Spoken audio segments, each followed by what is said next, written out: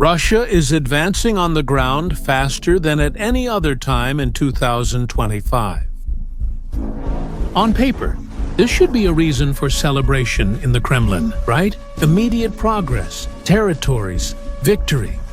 But the reality behind these advances is very different from what the maps show, because there is a cost, a brutal cost. And when you understand this cost, you'll realize why these advances are destroying Russia faster than any defeat on the battlefield.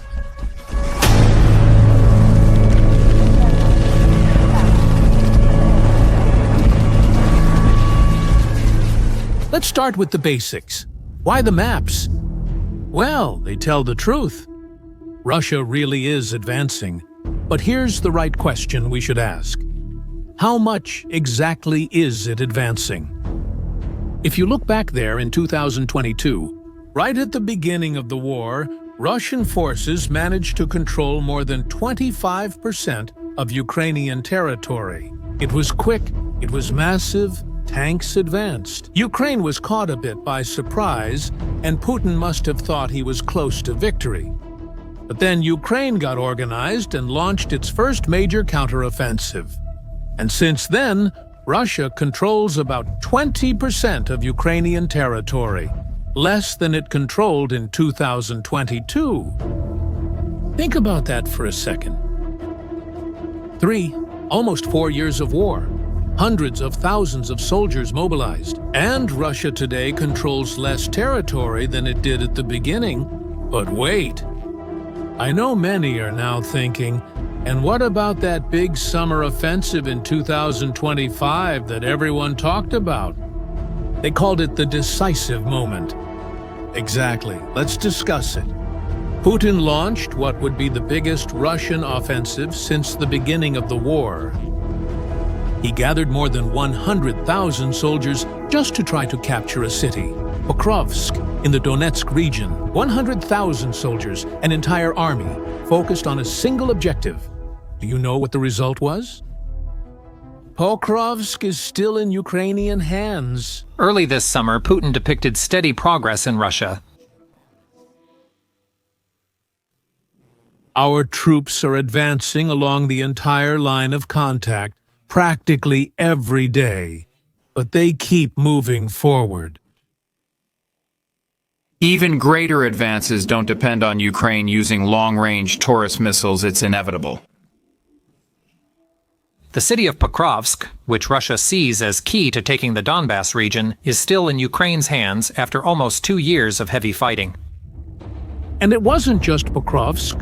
Russia launched massive attacks on multiple fronts. Kherson, Kupiansk, the entire front line. But here's the detail that few people pay attention to. Since October 2022, Russia hasn't managed to capture a single major city. None! The cities that really matter, the ones the military call the Donetsk Fortress Belt, like Slovyansk, Kramatorsk, and Druzhkivka, remain firmly Ukrainian. These interconnected cities are what give Ukraine its defensive strength.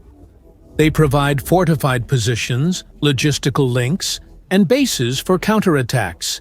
And in 3 years, Russia hasn't managed to take a single one. So, the obvious question is, if they're advancing, what exactly are they achieving? This is where the story gets really interesting. Because when you take a closer look at what Russia is gaining, you notice a pattern. Destroyed farmland, abandoned villages, streets full of craters with rubble, remains of destroyed buildings, land that, militarily speaking, is worthless. And here's the most revealing part. In many cases, Ukraine is tactically retreating from these positions, letting Russia advance, not because they can't defend it, but because that specific piece of land simply isn't worth the lives it would take to hold it. Have you thought about the military logic behind this? You have an open field with no strategic value, completely exposed to drones and artillery. Defending that means putting your soldiers in a kill zone. So, you fall back to a fortified position and let the enemy advance into that exposed ground. And then you hit them with artillery and drones when they try to defend what they've just captured. That's exactly what has been happening repeatedly along the front line. But there's something even more revealing about this offensive. A number that shows exactly how unsustainable this Russian strategy really is: 124. That's the number of Russian soldiers who died, on average, for every square kilometer that Russia managed to capture during the spring and summer offensive of 2025. Let me put that into perspective for you.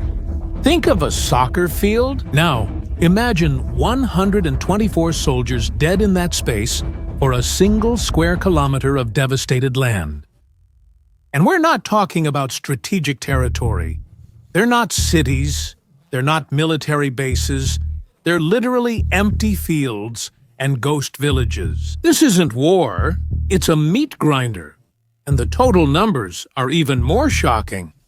Since the beginning of 2025, Russia has lost approximately 210,000 troops just in the regions of Kharkiv, Luhansk, and Donetsk in just May and June, 2 months. Estimates suggest that about 31,000 Russian soldiers were killed. In August, there were 28,000 more casualties, both killed and wounded. That's a lot of numbers. But do you know which comparison really matters?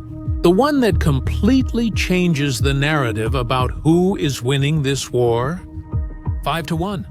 For each Ukrainian soldier killed, 5 Russian soldiers die. This isn't a random estimate.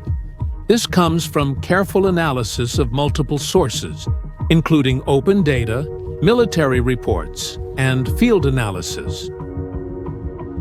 Ukraine has lost at least 77,000 soldiers since the beginning of the full-scale invasion. A tragic and enormous number. But Russian losses are about 5 times higher. Of course, this is a very conservative estimate. There are surveys that indicate more than 1 million casualties, including dead and wounded, on the Russian side. These tragic numbers raise an obvious question for us. Why? How is it that a larger army, with more equipment, more tanks, more resources, is losing 5 times more soldiers? The answer is in how they are fighting. The Russian strategy is essentially the same as the one used in World War I, sending small groups of men running through what the military calls the death zone, terrain completely exposed to drones, precision artillery, and direct fire. The hope is that some will survive and take up an advanced position. And then you send more men. That's why, while Russia uses tactics from 1916, Ukraine is fighting a 21st century war. Constant surveillance by drones, long-range precision weapons, and patience. A lot of patience. Ukraine simply waits, monitors. And when Russian forces try to concentrate for an attack or occupy exposed ground, they are destroyed before they can even entrench themselves properly. Here's an important point. In modern warfare, with drones watching every square meter of the battlefield 24 hours a day, concentrating forces near the front line is practically suicide. You can no longer gather thousands of soldiers and dozens of tanks without being immediately detected and attacked. That's why Russian advances happen in slow motion, meter by meter, with absurd losses. And that's why a massive and decisive advance, that kind of offensive that really changes a war, is practically impossible under the current conditions. But while everyone is looking at those kilometers on the map, there's another war going on. A war that the headlines rarely cover. And that war might be deciding the real outcome of this conflict. October 21, 2025. More than 250 kilometers inside Russia, far from any front line, a series of explosions lights up the night sky.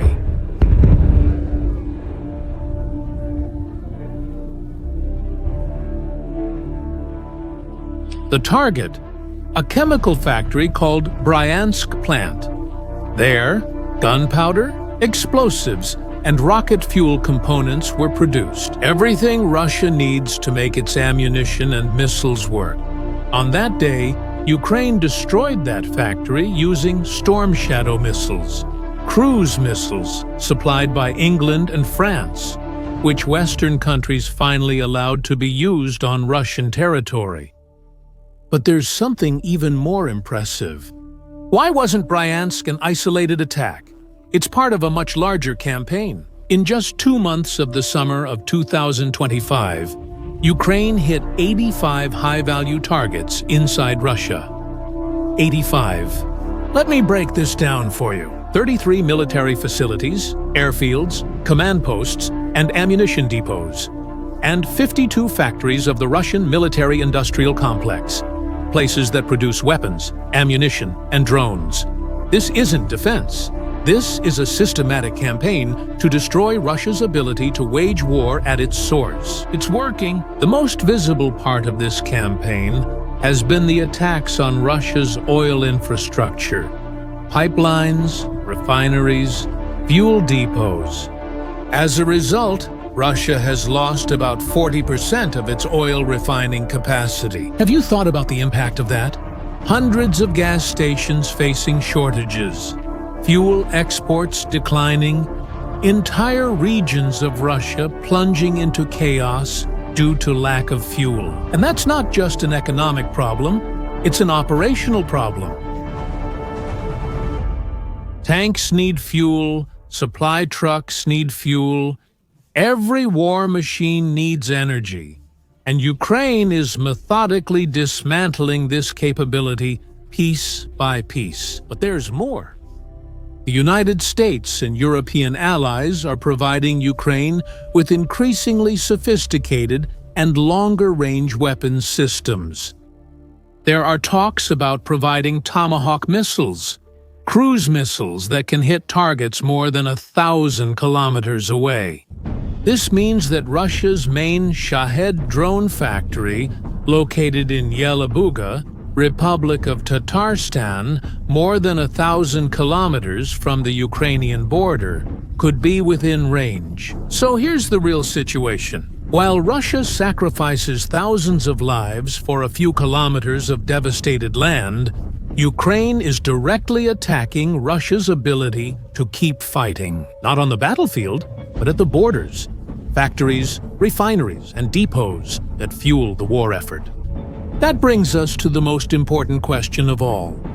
How long can Russia sustain this? Because here is the brutal reality. Russia can't keep losing soldiers at this rate forever. Simple math. At the beginning of the war, recruiting was relatively easy.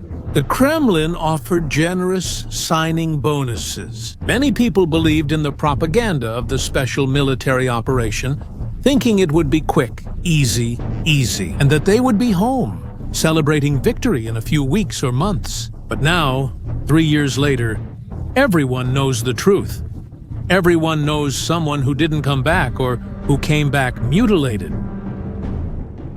The new recruits know exactly what they're signing up for, and many know they may never see their families again. That's why Russia is having to pay more and more contracts, which reach up to $50,000 a year, 5 times the average Russian salary. Not because they want to be generous, but because there aren't enough people willing to go voluntarily. And there's another problem. Of the soldiers who are wounded, only 40% will recover enough to return to fight. The other 60% are permanently out of action. That means that for every 5 wounded soldiers, Russia loses 3 forever. And look, in the long run, only 800,000 Russian boys turn 18 each year.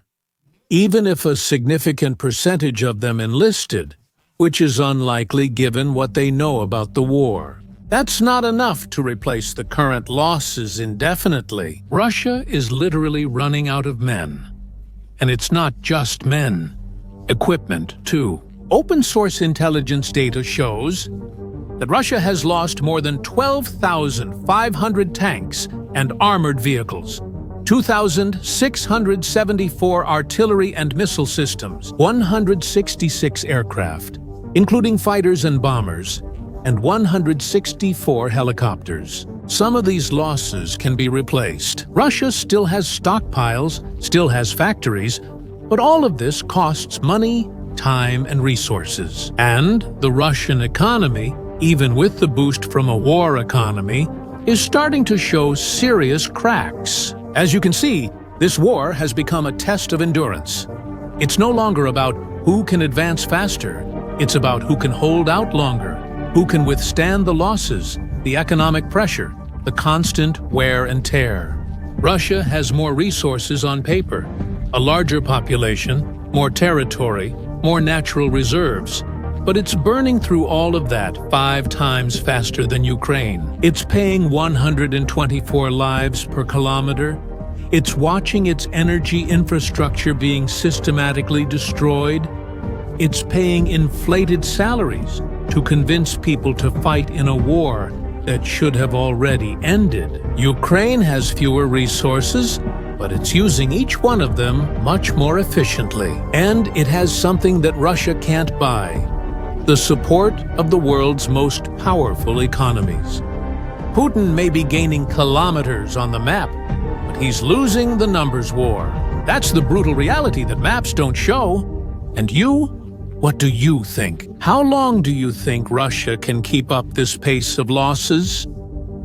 Share your thoughts in the comments. If this video helped you better understand what's really happening in this war, share it with someone who also needs to know about it. And subscribe to the channel for more analysis on geopolitics and conflicts.